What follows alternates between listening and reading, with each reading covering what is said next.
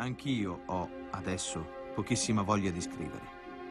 Mi pare che tutti i legami con il mondo esterno si vadano mano a mano rompendo. Io sono sottoposto a vari regimi carcerari.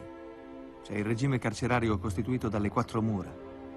Era già stato da me preventivato e come probabilità subordinata, perché la probabilità primaria dal 1921 al novembre 1926 non era il carcere, ma il perdere la vita. Quello che da me non era stato preventivato era l'altro carcere, che si è aggiunto al primo ed è costituito dall'essere tagliato fuori non solo dalla vita sociale, ma anche dalla vita familiare. Potevo preventivare i colpi degli avversari che combattevo. Non potevo preventivare che dei colpi mi sarebbero arrivati da altre parti, da dove meno potevo aspettarli. Colpi metaforici, si intende, ma anche il codice divide i reati in atti e omissioni. Cioè anche le omissioni sono colpe o colpi. Questa lettera preoccupa Togliatti, che conosce la situazione del detenuto. Decide allora di inviare al carcere di Turi il fratello di Gramsci, Gennaro.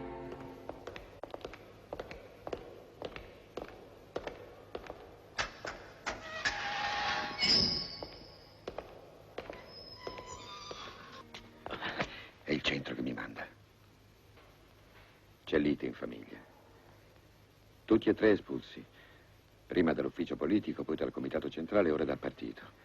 Treso dirigeva l'organizzazione. Ravazzoli il lavoro sindacale, Leonetti la stampa. Leonetti. Traditori del partito e della classe operaia. Questa è la motivazione. E insieme a loro anche gli altri. È Palmiro che mi ha incaricato di venirtela a dire. Di chiederti se sei d'accordo. Non sono d'accordo. Su nulla. Né sulle espulsioni né sulla linea. Ma ti rendi conto? Non ti preoccupare, sei stato chiarissimo. Ma io che cosa ti vado a dire? Quello che vuoi. Professore, il tempo è scaduto da 10 minuti. Vabbè. Sì. Senti, mi bastano anche 2 righe. Su Edmea e il resto, Gennaro, nel dopoguerra, ha raccontato di aver nascosto al partito il dissenso di Gramsci, riferendo, per proteggerlo, di un totale consenso. Ma secondo il rapporto inviato a Mosca dal partito, Gramsci avrebbe invece dissentito solo dalla linea politica del Comintern, approvando però le espulsioni. La parte riservata del rapporto, destinata ad un gruppo ristretto e comunque a Togliatti, contiene la protesta esplicita di Gramsci per la famosa strana lettera di Grieco ricevuta a San Vittore. Sono convinto che tale lettera è stata per me il più grave capo d'accusa. L'importanza del rapporto di Gennaro, del rapporto riservato sotto questo profilo, sta nel fatto che sostanzialmente quello che Gramsci gli dice nella lettera di Grieco ha il valore della richiesta al partito di procedere con un'inchiesta per capire perché era stata scritta una lettera così, sbagliata comunque. La comunicazione tra Gramsci e il partito è comunque ripresa. Le metafore letterarie servono ad aggirare la censura. Gramsci chiede l'impegno per la liberazione e non vuole essere trattato come un martire utile per la propaganda. È questo il senso della lettera sul 10° canto dell'inferno di Dante. Il 10° canto, tradizionalmente, è il canto di Farinata. Io sostengo che nel 10° canto sono rappresentati 2 drammi, quello di Farinata e quello di Cavalcante. Gramsci dice: io non sono Farinata, l'uomo tutto d'un pezzo, no. Ed el sergea col petto e con la fronte, come avesse l'inferno a gran dispitto. Io sono invece Cavalcante. Si capisce la differenza tra Cavalcante e Farinata. Farinata, sentendo parlare fiorentino, ridiventa l'uomo di parte, l'eroe ghibellino. Cavalcante, invece, non pensa che a Guido e al sentir parlare fiorentino si solleva per sapere se Guido è vivo o è morto in quel momento. Mio figlio ov'è? E perché non è teco? L'anti-eroismo, diciamo così, è l'umanità di Cavalcante. Politiche le lettere su Benedetto Croce, Oltre a criticare il filosofo italiano, Gramsci si preoccupa per le sorti dell'Unione Sovietica. La posizione del Croce verso il materialismo storico mi pare simile a quella degli uomini del Rinascimento verso la riforma luterana. Dove entra Lutero sparisce la civiltà, diceva Erasmo. Per quello che riguarda la riforma, qui la critica che viene rivolta ai marxisti sovietici, perché Gramsci dice: la riforma è stato un grande movimento popolare, che però si è espresso in forme rozze. Il contrasto tra il Rinascimento e la riforma era determinato da questo, diciamo, rapporto conflittuale che esisteva tra Erasmo da Rotterdam, il grande intellettuale, e più che Martin Lutero, il popolano tedesco, che attraverso la lettura diretta delle Sacre Scritture cercava di trovare l'orientamento della parola divina. Decisivo allora il ruolo degli intellettuali legati alle masse. Io estendo molto la nozione di intellettuale e non mi limito alla nozione corrente che si riferisce ai grandi intellettuali. Questo studio porta anche a certe determinazioni del concetto di Stato, che di solito è inteso come società politica, o dittatura, o apparato coercitivo, e non come equilibrio della società politica con la società civile, o egemonia di un gruppo sociale sull'intera società nazionale esercitata attraverso le organizzazioni cosiddette private, come la Chiesa, i sindacati, le scuole. Insomma, non solo forza, ma anche consenso. È il concetto di egemonia. La supremazia di un gruppo sociale si manifesta in due modi, come dominio e come direzione intellettuale e morale. Dunque la metafora dei comuni medievali è un monito all'Unione Sovietica. Da questa concezione della funzione degli intellettuali, secondo me, viene illuminata la ragione o una delle ragioni della caduta dei comuni medievali, cioè del governo di una classe economica che non seppe crearsi la propria categoria di intellettuali e quindi esercitare un'egemonia oltre che una dittatura. In questi mesi riprende anche la comunicazione con la famiglia. Penso che la nostra più grande disgrazia è stata quella di essere stati insieme troppo poco e sempre in condizioni generali anormali. Dobbiamo ora mantenere alla nostra unione tutta la sua saldezza morale e salvare dalla crisi ciò che di bello c'è stato, pure nel nostro passato, e che vive nei bambini nostri. Giulia dichiara finalmente di aver superato il problema dell'erudizione gramsciana. Giulia racconta in maniera anche molto ironica la sua malattia e le cure.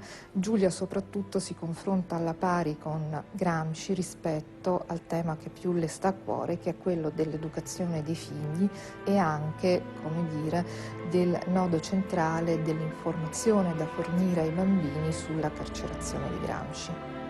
Gramsci chiede che i figli siano informati e lei risponde che pensa che per lo sviluppo dei bambini sia più importante che pensino al loro padre libero piuttosto che lo sappiano in carcere. Giulia su questo insiste in maniera paritaria con Gramsci. Carissima Tania, ricordi che ti parlai di quella lettera molto strana e ti riferì che il giudice istruttore, dopo avermela consegnata, aggiunse testualmente: «Onorevole Gramsci, lei ha degli amici che certamente desiderano che lei rimanga un pezzo in galera». Si trattò di un atto scellerato o di una leggerezza irresponsabile? È difficile dirlo. Può darsi l'uno e l'altro caso insieme. Può darsi che chi scrisse fosse solo irresponsabilmente stupido e qualche altro, meno stupido, lo abbia indotto a scrivere. L'originale di questa lettera non è mai stato ritrovato. Noi ne abbiamo solo una trascrizione dattiloscritta. La persona meno stupida a cui accenna Gramsci, se la ricostruzione ancora dobbiamo comunque completarla, potrebbe essere sicuramente Palmiro Togliatti. A chi pensava Gramsci quando disse un altro più astuto, più abile ha armato la penna, deve rimanere senza risposta perché noi non abbiamo nessun indizio vero, in questo senso, facente capo sicuramente a Gramsci. La richiesta alla cognata è apertamente quella di agire, tenendo all'oscuro il partito italiano per mettere in moto lo Stato sovietico. È quello che in codice Gramsci e Tania chiamano tentativo grande. L'attivismo deciso di Tatiana si scontra con la contrarietà di Sraffa, convinto che Gramsci possa solo ottenere miglioramenti di condizioni detentive o la condizionale. La salute di Gramsci si aggrava. Roma, 7 settembre 1933. Italia e Unione Sovietica firmano il trattato di amicizia. Gramsci punta sulle buone relazioni tra i due paesi, soprattutto dopo l'ascesa al potere di Hitler, una minaccia per entrambi. Pensa ci siano le condizioni per trattare la sua liberazione. Fine novembre. Il ministro degli esteri Litvinov sbarca a Napoli.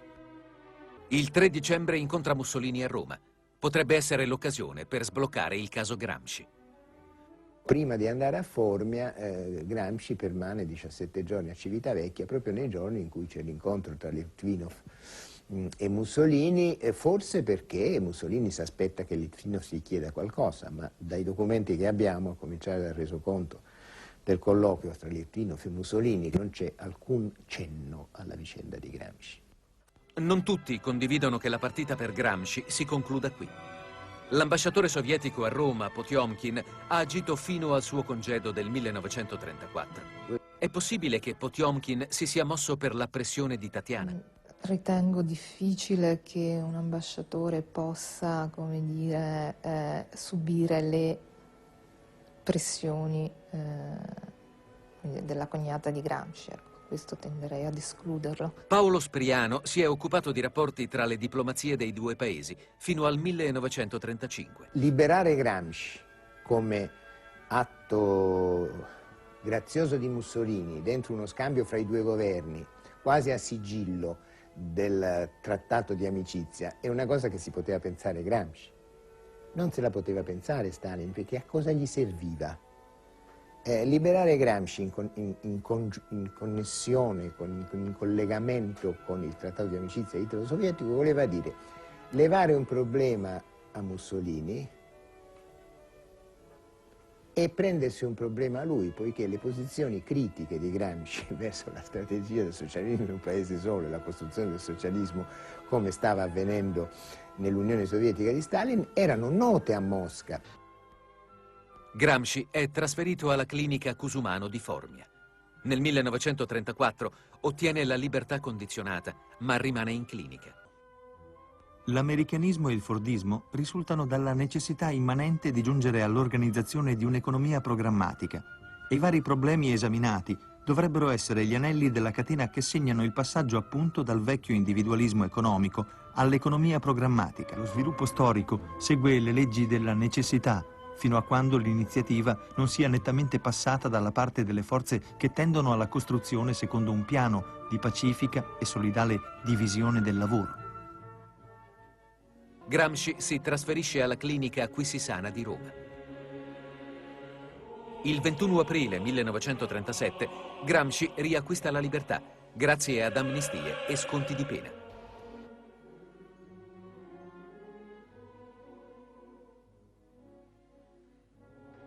Pochi giorni dopo è colto da emorragia cerebrale.